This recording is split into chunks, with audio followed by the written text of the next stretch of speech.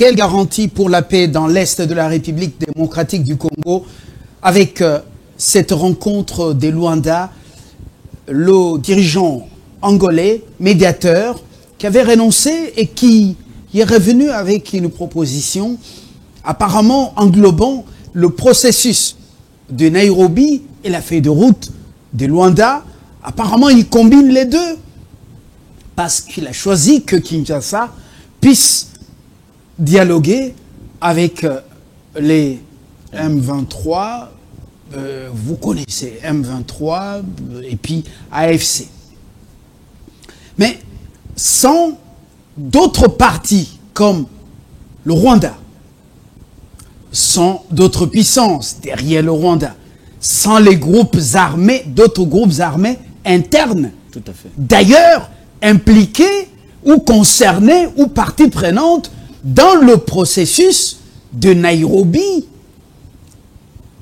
Vous vous souvenez, ils étaient là en face du facilitateur Uhuru Kenyatta.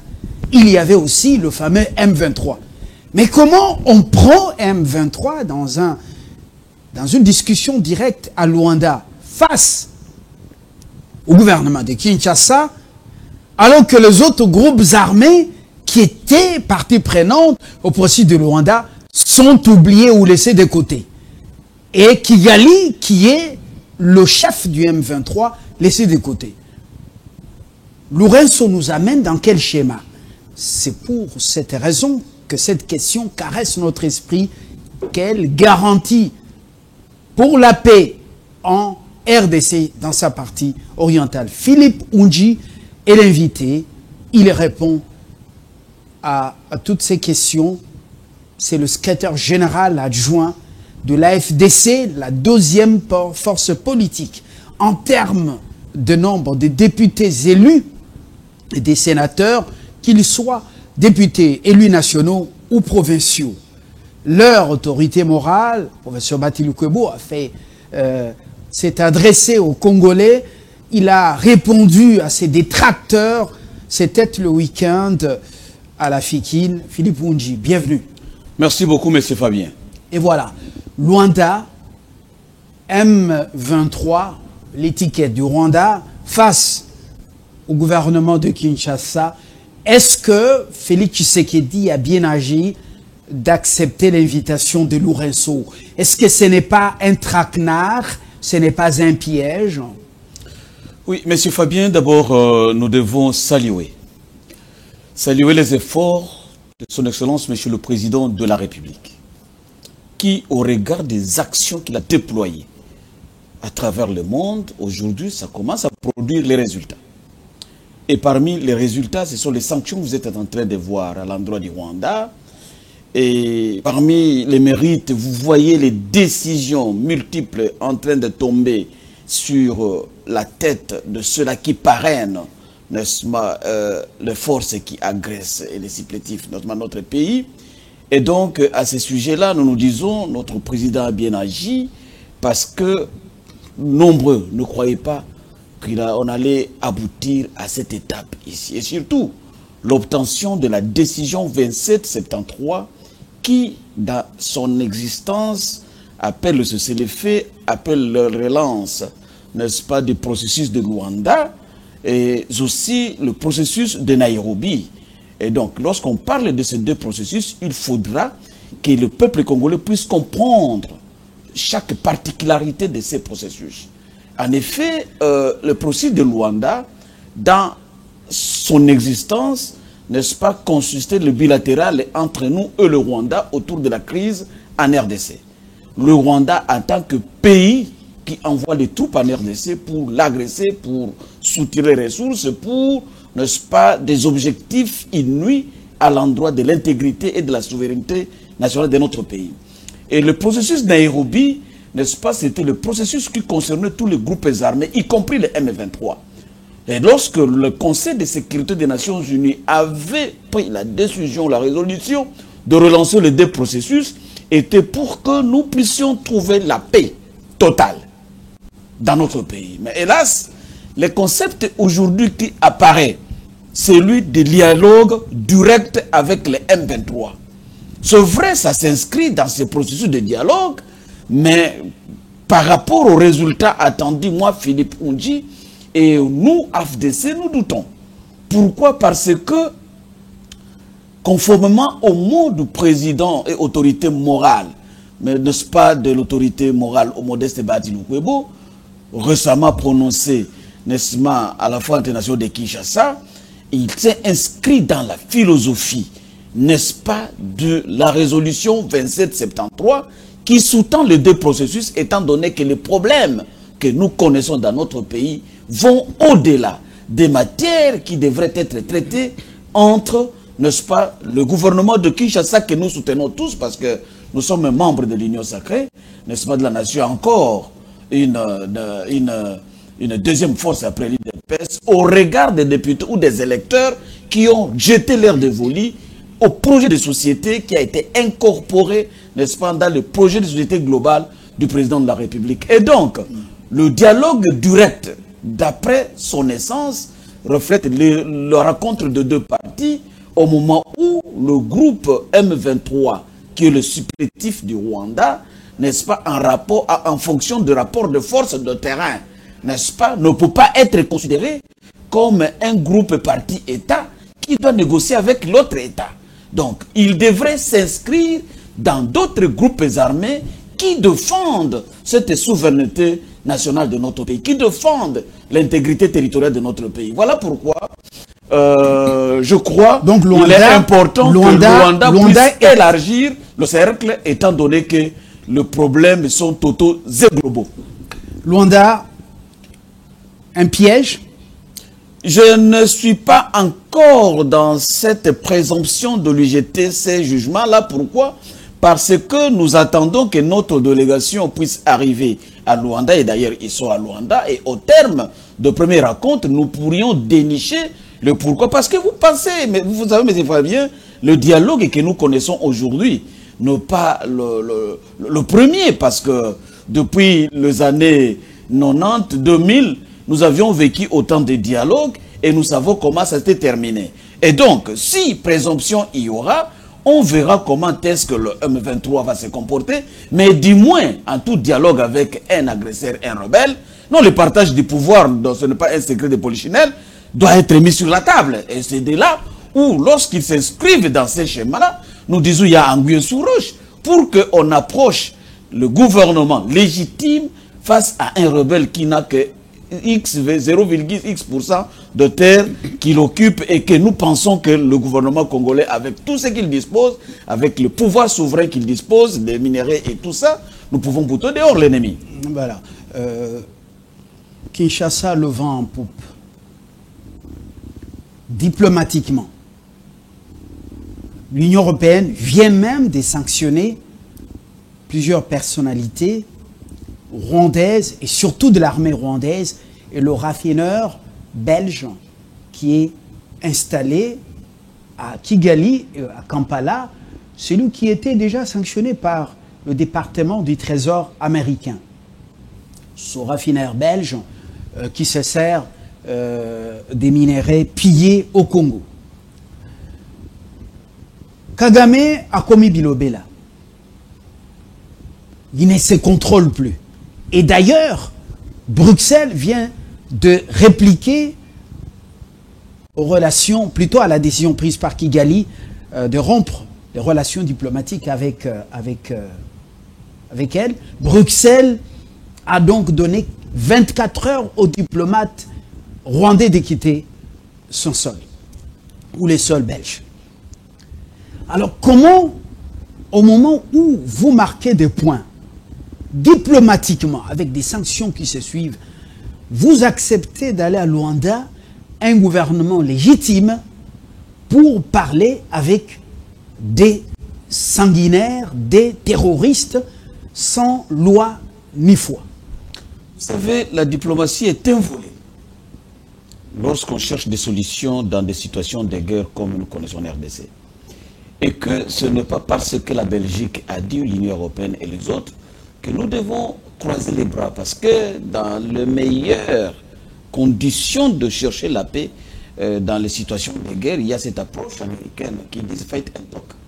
Et donc, c'est par cette option-là que s'inscrit le gouvernement congolais derrière le président de la République et chef de l'État, Félix Antoine Tshisekedi Tshilombo, parce que le refus par rapport à des institutions internationales comme résolution du Conseil de sécurité des Nations Unies, ne pas y participer serait encore une entorse, ça allait affaiblir les efforts diplomatiques, n'est-ce pas, qui sont en train de se démarquer en faveur, n'est-ce pas, de notre situation. Donc, moi je pense que nous devons poursuivre le processus de dialogue, n'est-ce pas. Entre-temps, nous devons renforcer sur le terrain nos forces de défense et de sécurité, afin que la diplomatie, en y ajoutant la force sur le terrain, nous puissions contraindre, n'est-ce pas, l'agresseur de notre pays à se retirer davantage dans notre... Mais si nous travaillons seulement sur un seul aspect, comme vous le prétendez, diplomatique, et laisser les autres secteurs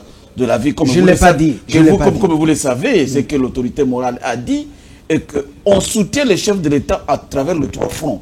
Il y a le front politique et diplomatique, et il y a le front politique, diplomatique et économique. Il a même ouvert, n'est-ce pas, dans cette approche de fait un talk, au niveau de la Ligue des jeunes, n'est-ce pas, un cahier pour inscrire le jeune militant de l'AFDC qui vont décider d'adhérer dans les forces armées congolaises afin de contribuer à l'édification des forces armées de la République démocratique du Congo. Et donc, combiner de ces trois approches dans la recherche des solutions durables dans notre pays est une chose louable et plausible qui nécessite d'être soutenue par tous. Il était donné pour déjà un homme frustré, selon ses détracteurs, avec leurs communicants journaleux, frustré, prêt à quitter le navire, union sacrée, à la Fikine. Vous pensez qu'il a donc donné un message à ses détracteurs en parlant par exemple de flatteurs qui ne soutiennent pas le chef de manière honnête? Monsieur Fabien, vous devez connaître les modus operandi de l'autorité morale Modeste Bahati Lukwebo. Il n'est pas un bavard. Il n'est pas sentimentaliste. Encore moins fanatique. C'est un homme rationnel qui respecte sa parole et par conséquent qui doit parler lorsque la force de circonstance impose qu'il parle. Le président Bahati Lukwebo ne parle pas parce qu'on jette de pierres sur lui. Non, il ne parle pas, il devient allié du M23, il devient ceci, il devient cela. Nous, à l'AFDC, on ne travaille pas comme ça.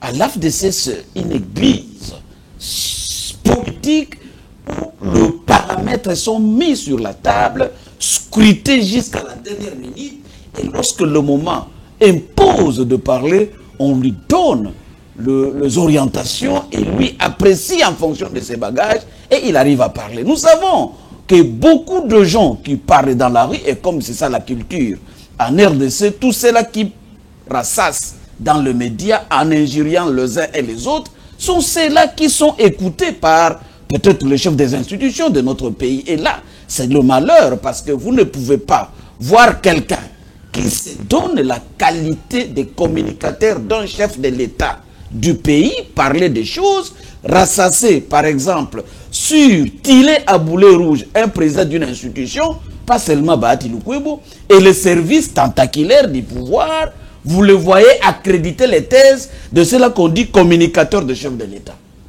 Ça n'existe pas dans des nations modernes. Parce que lorsque quelqu'un se donne la qualité de dire je suis communicateur de chef de l'État, c'est-à-dire il a reçu cette qualité et il le mérite. Et le chef de l'État, en parlant, nous trouvons ces paroles à travers ses communicateurs. C'est ainsi que lorsque Mme Tina Salama parle, en tant que communicateur de chef de l'État, nous nous disons oui, ce sont des paroles qui viennent de la haute autorité politique de l'Union sacrée. Mais pas ce que nous voyons apparaître 160 télévisions et plantées dans les ruelles de la ville de Kinshasa, tout le monde acteur, tout le monde communicateur. Et là, il faudra ordonner la communication du chef de l'État parce qu'il risque, ceux-là qui n'ont pas un cœur froid comme celui de Bahati Lukwebo, peut amener, attendez, M. Fay, je vais exciter, peut amener aux gens de comprendre qu'il y a une certaine complicité en amont pour dénigrer ceux-là qui accompagnent rationnellement l'action du président de la République. Et donc, pour répondre à votre question, nous, AFDCA, nous n'étions pas prêts de quitter, l'Union sacrée, étant donné que Bahati Lukwebo Modeste, professeur de l'université, autorité morale, est parmi les partisans, n'est-ce pas, de la création de l'Union sacrée de la nation. Et l'UDPS, ceux-là qui étaient dans le firmament lorsqu'on montait cet navire de l'Union sacrée, savent ce que je suis en train de dire. Et donc, comment quitter un bateau que nous-mêmes, AFDC, nous étions parmi les gens qui apportaient le métaux et le planche et tout ça pour construire ces bateaux-là. Donc, ça, ce sont des présomptions dollariques. Et donc, Bahati Lukwebo, c'est un homme rationnel. Tout ce que vous lui jetez comme présomption quitter le navire, frustré, tout ça, on n'est pas dedans. Mais nous avons une seule erreur au niveau de l'AFDC. Nous ne sommes pas des hypocrites.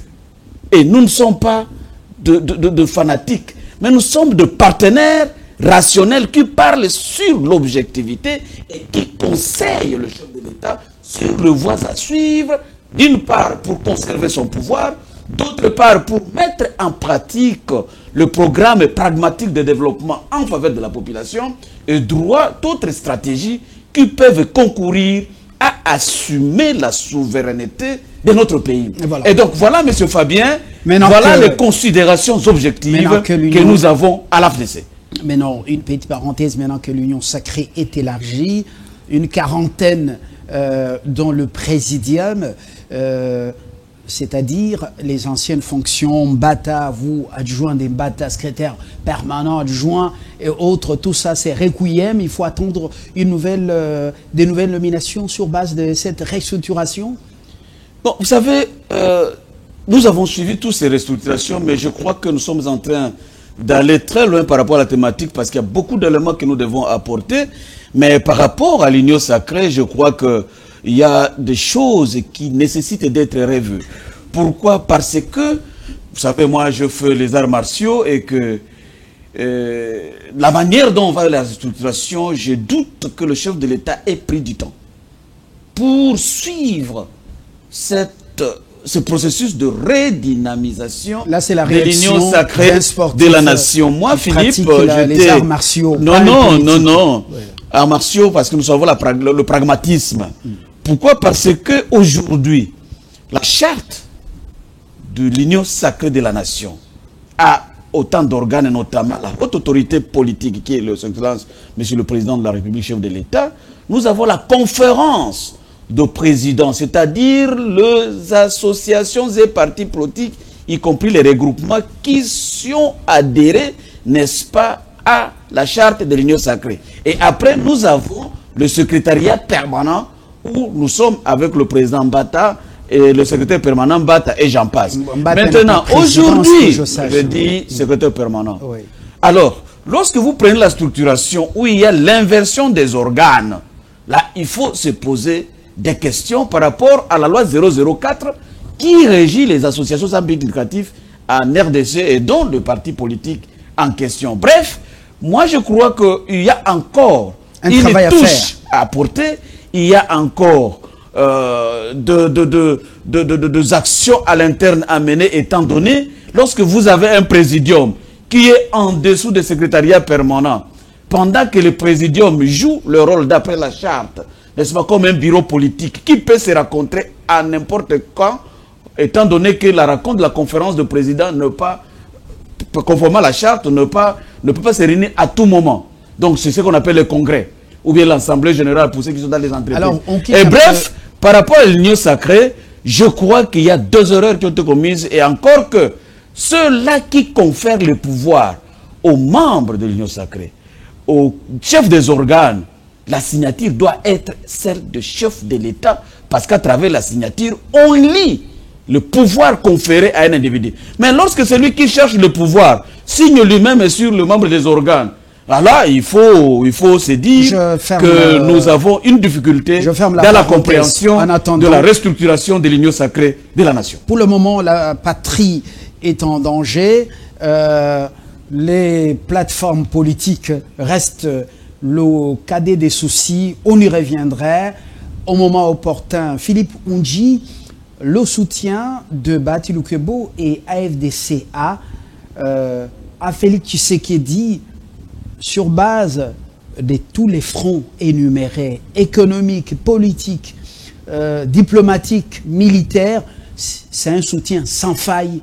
Nous avons été à la FICIN, nous avons suivi son adresse. Mais à ce stade, Luanda, Kinshasa est représenté à Luanda, mais les groupes armés internes ne sont pas pris en compte. Vous êtes notable de Fizi, vous savez que il y a la résistance de ce côté-là avec les patriotes qui redonnent encore de la fierté aux Congolais. Beaucoup de militaires congolais, rwandais sont tombés de l'autre côté, des militaires de la force spéciale rwandaise. Alors, quand ces groupes armés ne sont pas pris en compte, il n'y a qu'un seul, au nom d'une rébellion qui a vent en poupe, est-ce qu'il faut espérer quelque chose de cette rencontre de chez Lourenço?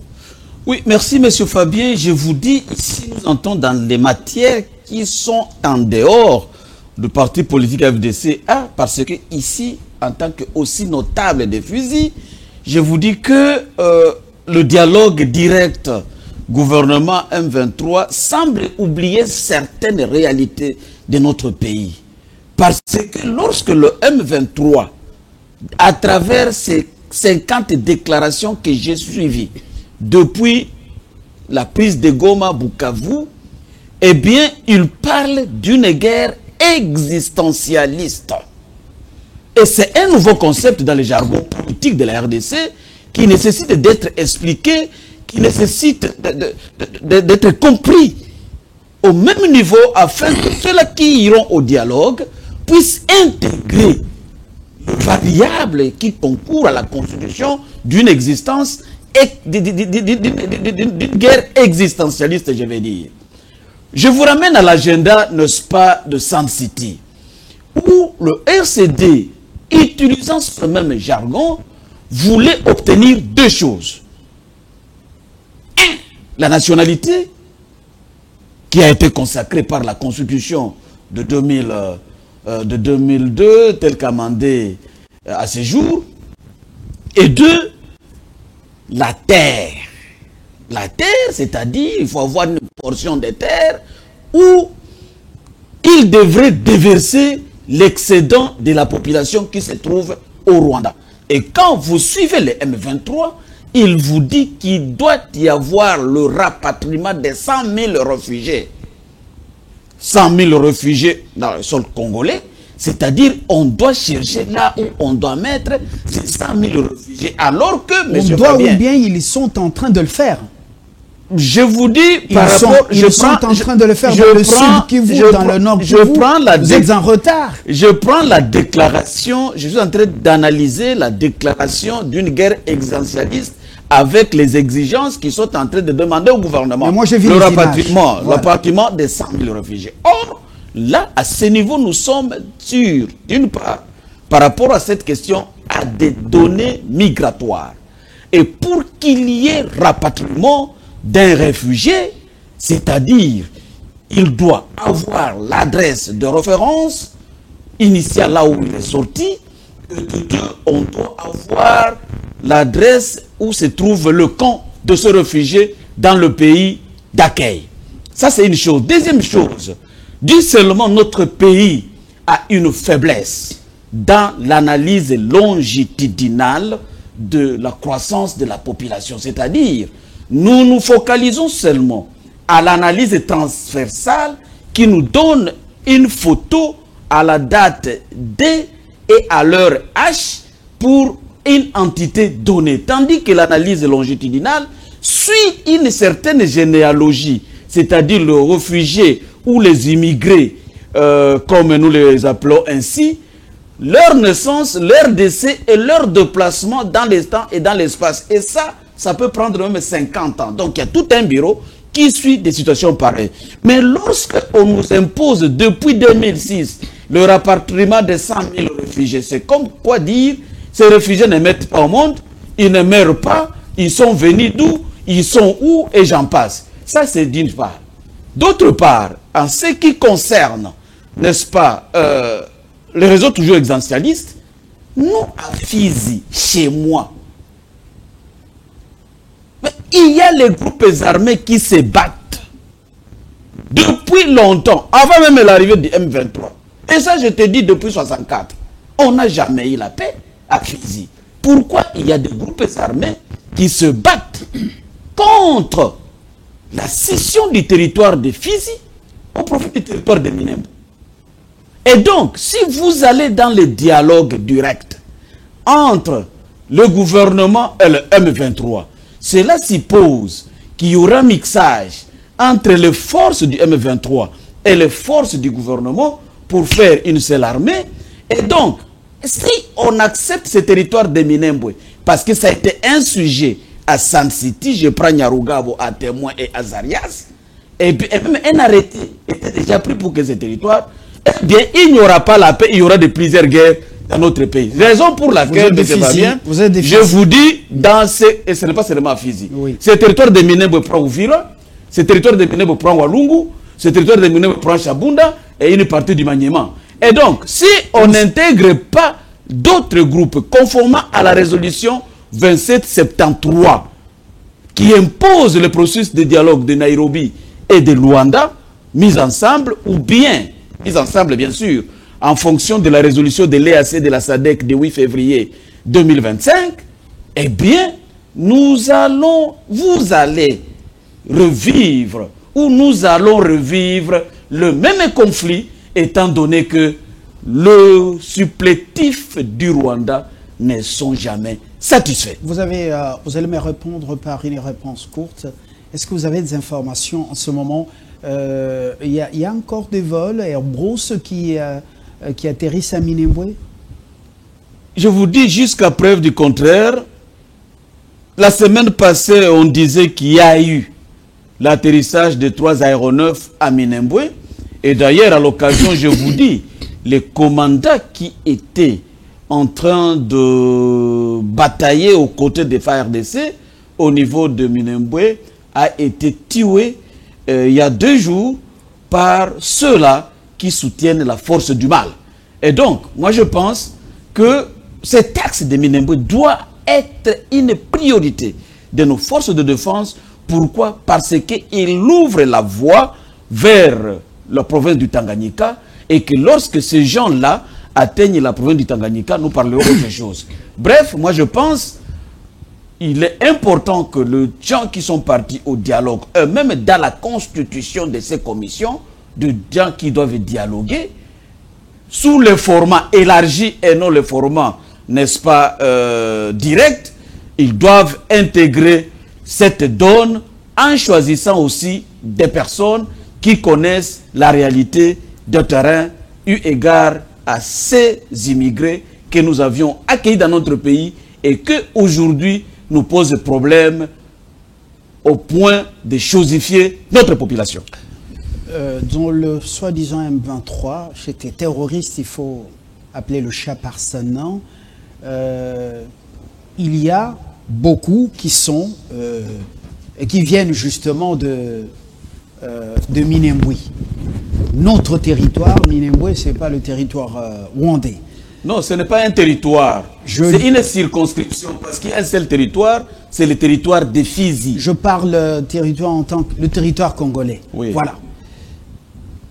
Des gens issus du groupe ou de ces immigrants rwandais combattent au sein du M23 contre le pouvoir de Kinshasa ou contre les forces gouvernementales. Alors, est-ce qu'il faudra inclure parmi les groupes armés les groupes qui défendent aussi ces gens qui habitent Minembwe? Bon, je crois que vous avez suivi des déclarations de ce groupe. Il y a notamment Tuguanero, il y a le de Tabara, qui sont des groupes, n'est-ce pas, qui évoluent dans cette circonscription de Minembwe, n'est-ce pas, et qui, avec l'arrivée du M23 à Bukavu, ont fait la déclaration d'appartenir au M23. Les déclarations existent par écrit pour démontrer leur rapprochement avec le groupe supplétif du M23 AFC.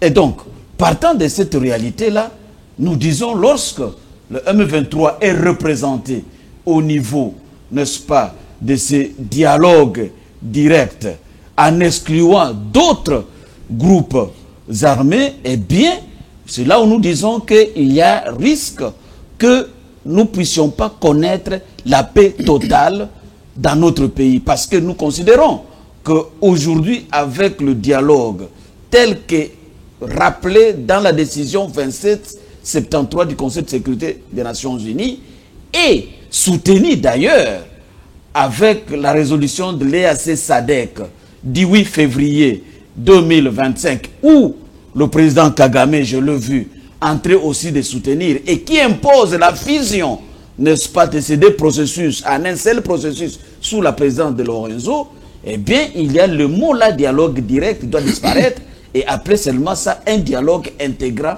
tout le monde sous un format élargi. Et là, nous aurons en face ceux-là qui ont cherché cette terre depuis 2002 et en face les gens qui habitent cette étendue et qui peuvent parler à ces générations de Congolais qui ont été, n'est-ce pas, acceptés dans notre pays au regard de la Constitution de 2006 pour que nous puissions trouver in fine une solution et ce, pour le durable. L'autorité morale de votre regroupement politique, Bathilde Kouébo, dit soutenir toutes les initiatives tendant et surtout s'inscrit dans la logique du président de la République dans toutes les voies aboutissant à une paix durable en RDC. Mais il y a aussi ce schéma des catholiques et des protestants qui semble être émorné. Concrètement, on sait qu'il est catholique, pratiquant. Qu'est-ce qu'il a dit en détail sur l'approche, le fameux pacte des catholiques et protestants? Vous savez, Monsieur Fabien, nous sommes dans une situation qui impose la fédération des forces. Vous savez, l'autorité morale, Modeste Bathilde Kouébo, dans ce speech de la foire internationale de Kinshasa, a dit s'inscrire dans la logique, n'est-ce pas, de soutenir le président de la République à travers les trois fronts, c'est-à-dire politique, économique et militaire.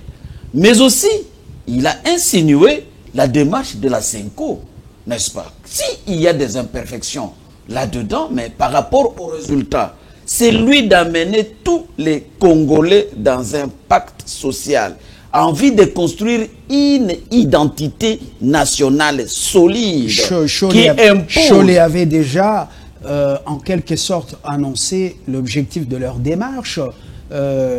C'est préparer le terrain pour celui qui viendrait, selon l'abbé Cholet, qui viendrait après Félix Tshisekedi. Vous n'avez pas suivi le professeur, plutôt le pasteur Kankienza? Non, moi, je n'ai pas suivi. Je n'ai pas suivi ses propos. C'est un schéma. Mais ce que j'ai suivi est que le président, l'abbé Cholet, a été reçu par les structures de sécurité sur le propos, semble-t-il, subversif et par rapport au principe du métier. Si la subversion y avait, on allait retenir Cholet dans les installations de sécurité. Et donc, je n'étais pas à Kinshasa. Comme vous le savez, j'étais à Fizi au mois de février, aux côtés du vice-gouverneur Jean-Jacques Elakano, envoyé avec la bénédiction de l'autorité morale Modeste Bathilde Kouébo pour mobiliser, n'est-ce pas, les forces, n'est-ce pas, en vue de contribuer leurs efforts aux côtés de FARDC. Et donc, si cette situation était passée, je ne suis pas au courant, et je ne peux pas commenter sur une chose que moi-même je n'ai pas suivie avec mes oreilles. Voilà, nous allons justement chuter par cette autre préoccupation. il y a effectivement participation de Kinshasa à ce fameux dialogue direct de Luanda, mais pendant ce temps, l'envoyé spécial du président Trump est à Kinshasa. Dimanche, il a été reçu par le président Félix Tshisekedi. Il est un membre du Congrès américain, député national américain. Vous l'avez suivi dans une déclaration. Quelle est votre lecture au niveau de la FDCA par rapport à ce tout premier? En fait, on peut dire le deuxième contact important après celui de l'Allemagne entre l'administration américaine et le chef de l'État congolais. Oui, M. Fabien, je pense que nous nous inscrivons dans la droite ligne de la parole de l'autorité morale de la FDC et de la FDCA, le professeur Modeste Bahati Lukwebo, qui soutient toutes les démarches diplomatiques. S'il faut voir même Satan, qui pourra plaider pour l'intégrité de la RDC. Là, ça vient nous, à la RDC, nous allons soutenir. Si est seulement si, nous allons raconter Satan. Il a signé des pactes avec Satan. Le pays est où, après 32 ans de règne, vous pouvez vous-même donner la réponse. Alors, épargnez-nous. Est-ce que je peux continuer? Épargnez-nous de vos engagements avec Satan. Il n'a pas dit Satan. C'est une métaphore et je voulais t'avoir parce qu'il s'agissait, n'est-ce pas, d'une métaphore. C'est-à-dire quoi? En d'autres termes. Vous voulez m'avoir. Tout à fait, j'étais eu. Et donc, moi je pense, nous voulons dire que l'autorité morale, Modeste Bahati Lukwebo, soutient toutes les démarches diplomatiques. Lorsque l'envoyé du président Trump arrive même à Kinshasa, cela s'inscrit... Même ce que d'aucuns appellent bradage des minéraux du pays, Katumbi a établi son quartier général à New York pour mener une campagne contre justement ce projet de l'accord. Kabila, depuis là où il est dans cette logique de pouvoir décourager la partie américaine. Il a même interrompu ça. Il semble que ses études. Il est étudiant en doctorat. Il est étudiant en doctorat. Non, ce sont vos recherches. Alors voilà. Bon, il semble qu'il a interrompu les études pour pouvoir revenir aux problèmes qui secouent son pays. Je ne sais pas s'il va rentrer quand. Et alors, il y a des... on parle d'un tel un tel là qui s'acharne contre ce projet. Ils disent que c'est un bradage des minéraux du pays.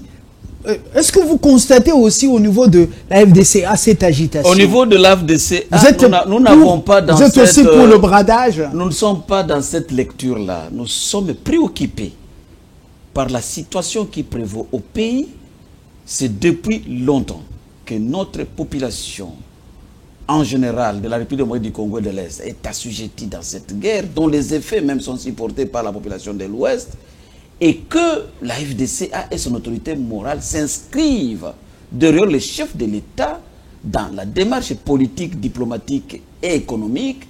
Et donc, tous ceux-là qui estiment qu'il s'agit de bradage, ça leur regarde, mais s'il faudra même donner nos vestes afin que notre population trouve les belles routes, trouve la sécurité, qu'il évaque à ses occupations en toute sérénité, et bien nous allons donner même le sentir, pourvu que l'État congolais reste un et indivisible, pourvu que la population congolaise puisse vivre le fruit, n'est-ce pas, de ces minéraux. Mais alors, nous sommes en partenariat. Nous sommes en partenariat. C'est pas, vous n'êtes pas à la chaire pour faire une prédication.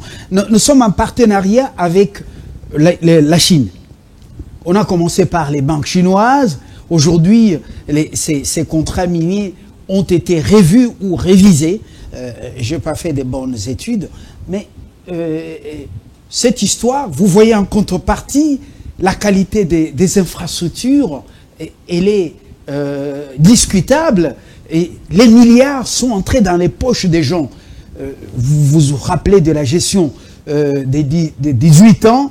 Et aujourd'hui, l'AFDCA, pour éviter de retomber dans ce qu'on a vécu avec les Chinois, les minéraux pompés, la Chine ne nous défend même pas au niveau du Conseil de sécurité, où elle a un droit de veto. Et comment ne pas répéter les mêmes erreurs dans les accords avec les Américains? Non, vous savez, il s'agit d'abord de questions de principe. Si l'accord sera... Monsieur Fabien, je sais là où vous m'amenez. Oui.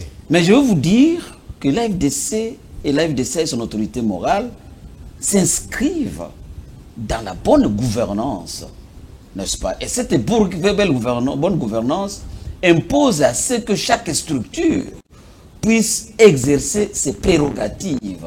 Et donc, sous Félix Tshisekedi, nous savons que nous avons l'IGF qui est à pied d'œuvre. Nous avons la structure des mines qui inspecte la formalité et j'en passe. Et au niveau des infrastructures, si ça sera en contrepartie avec les infrastructures, nous avons la grande direction des grands travaux qui doivent suivre la conformité des ouvrages à réaliser. Et donc, si dans l'ancien régime, il y a eu des failles, nous, à l'AFDC, nous ne croyons pas qu'il pourrait y avoir des failles sous Félix Antoine Tshisekedi Tshilombo, qui aime ce pays et qui signe sur le peuple d'abord.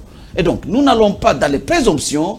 Il ne faut pas transposer les faiblesses des uns dans la gouvernance des autres, mais plutôt nous devons travailler dans le bon souhait d'orienter le chef de l'État à ce que ces partenariats avec les Américains puissent amener de valeurs ajoutées à notre système de sécurité et défense, que ces partenariats puissent apporter un plus ou la valeur ajoutée sur nos politiques publiques de développement dans la bonne gouvernance, et que c'est que les Américains peuvent apporter surtout, et que nous voyons la RDC dans son format de 1885, dans ses frontières, dans ses territoires, et que la population vague paisiblement à ses activités. Voilà. Philippe Ondji, je vous remercie d'être venu échanger avec nous sur ce sujet d'actualité dont le principal